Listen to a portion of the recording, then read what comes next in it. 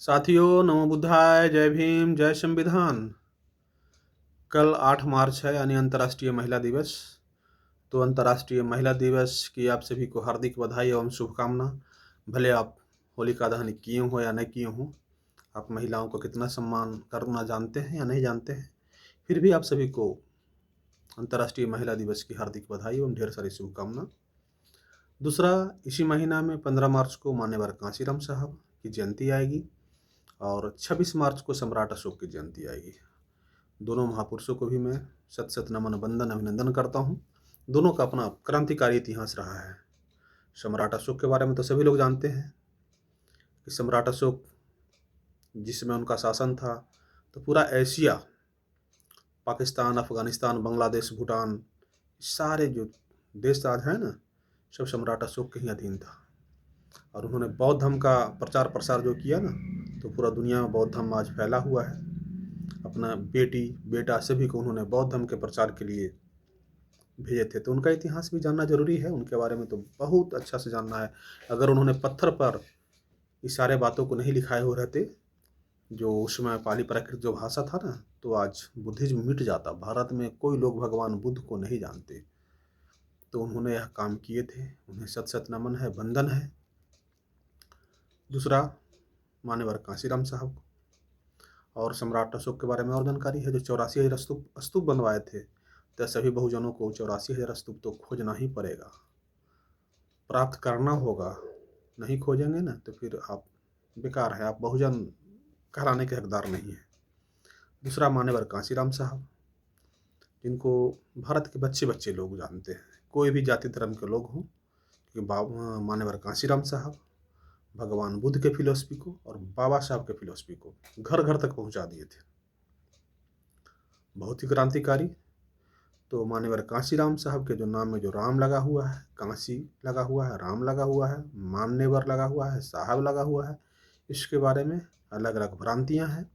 तो मैं पढ़ने लगा हूँ, लिखने लगा हूँ, समझने लगा हूँ, तो सच्चा इतिहास को जानने भी लगा हूँ। तो मैं चाहता हूँ आप लोग को बताऊँ, आप भी थोड़ा इस पर दिमाग लगाएंगे। तो पहले आप काशी से शुरू करें। तो उनका जो नाम काशी है, तो काशी तो आप सभी जानते हैं, भगवान बुद्ध के टाइम में 16 महाजनपद हुआ करता था। 16 महाजनपद में एक सबसे जो महत्वपूर्ण महाजनपद था काशी, जिसकी राजधानी बनारस या वाराणसी या सारनाथ बोले। तो भगवान बुद्ध का ही वो सब वहाँ उपदेश सारनाथ में दिया गया है। प्रथम जो भगवान बुद्ध उपदेश दिए थे, पंचवर्गीय भिक्षु को दिए थे। इसके अलावा 60 और लोगों को दीक्षित किए थे, सारनाथ में ही किए थे। सारनाथ में ही सम्राट अशोक ने अशोक स्तंभ बनवाया। आपके जो पैकेट में जो नोट है ना, इसमें अशोक स्तंभ मिलता है, सब सम्राट अशोक का ही दिया हुआ है, वही चिन्ह है। तो ये तो हो गया आपका जो मुद्रा, राज मुद्रा है, सभी पर सम्राट अशोक का ही है।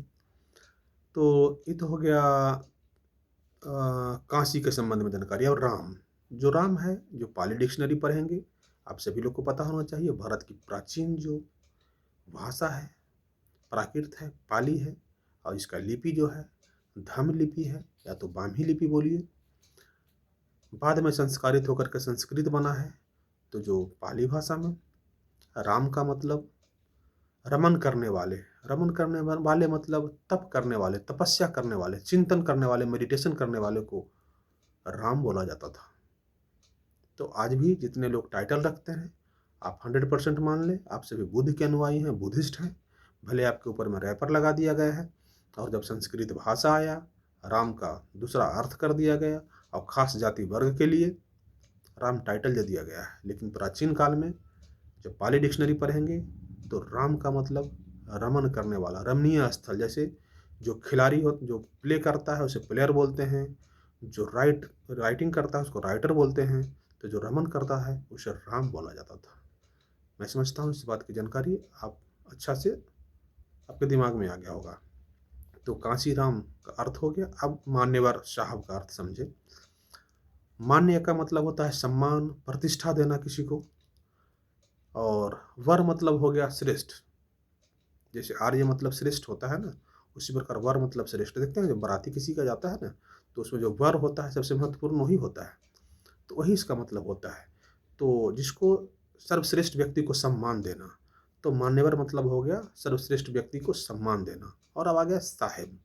साहब जो टाइटल जो आया है, जो अरब से आया है, मोहम्मद मुस्तफ़ा सल्लल्लाहु अलैहि जो थे, उनका जो वंशज थे, उनके परिवार के लोग थे, उन्हें शाह बोला जाता था। और उनके जो महिलाएं लोग होती थी उन्हें साहिबा बोला जाता था, क्योंकि ऐसा मान्यता है कि मोहम्मद साहब के लोग वंशज थे। मोहम्मद साहब को सम्मान में मोहम्मद साहब से टाइटल आया है साहब, तो साहब यहाँ से चला है।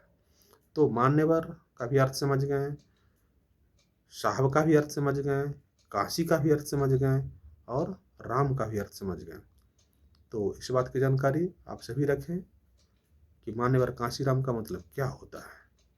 तो जितने भी राम टाइटल वाले लोग हैं, एकदम 100% आप माने या बुद्धिस्ट हैं, भगवान बुद्ध के अनुयायी हैं। और ऐसे भी तो जो चैत्र महीना चल रहा है ना, चैत्र तो किससे संबंध है, बुद्धिस्ट कल्चर से ही संबंधित है ना। तो ऐसे भी आप बुद्धिस्ट ही हैं। बाकी आप जो भी अर्थ लगा लें, आपके ऊपर रैपर लगा दिया गया है, गंदगी लगा दिया गया है, शर्ट को ऐसे झाड़े, देखिए आपके अंदर से बुद्धिस्ट कल्चर ही निकलेगा। तो आप मुगालते में नहीं रहे। और 4-5 दिन पहले जो आपने होलिका दहन किया था, फिर कल आप किस मुँह से अंतर्राष्ट्रीय महिला दिवस मनाएंगे, कैसे महिला के सशक्तिकरण की बात करेंगे। इस बात को आपको सोचना है, समझना है, विचार करना है। अगर आप आज नहीं समझेंगे तो कल आपको पछताना पड़ेगा। जिस दिन सच्चाई आपको पता चल जाएगी ना, उस दिन आपको पछताना पड़ेगा। जैसे मैं पछता रहा हूँ, मैं भी पहले मुगालते में रहता था, बहुत बड़ा मैं ढोंगी पाखंडी था, कर्मकांडी था। लेकिन जब मैं पढ़ने लगा, सच्चाई से रूबरू होने लगा, तो सारा चीज़ को त्याग दिया और भगवान बुद्ध के शरण में गया। बाबा साहब का दिया वो दवाई खा लिया, जो बाबा साहब 14 अक्टूबर 1956 में जो हम सभी लोग को खाने के लिए दिए थे। जब तक जानकारी नहीं था दवाई के, तो मैं भी नहीं खाया था। जैसे ही पता चला, मैं दवाई उठाया और फट से खाया। तो आप सभी लोग खाएं। अभी 14 अप्रैल भी आने वाला है। सिर्फ बाबा साहब की जयंती नहीं मनाएं, उनके विचारों पर चलें, उनके बताए हुए बात को अपने जीवन में उतारें। नहीं उतारेंगे तो ऐसे पछताते रहेंगे, रोते रहेंगे, गिड़गिड़ाते रहेंगे, तड़पते रहेंगे, जाति जाति में बटे हुए रहेंगे, टुकड़े टुकड़े में बटे हुए रहेंगे। चलिए, समझ में आए तो ठीक है। सभी को नमो बुद्धाय, जय भीम, जय संविधान।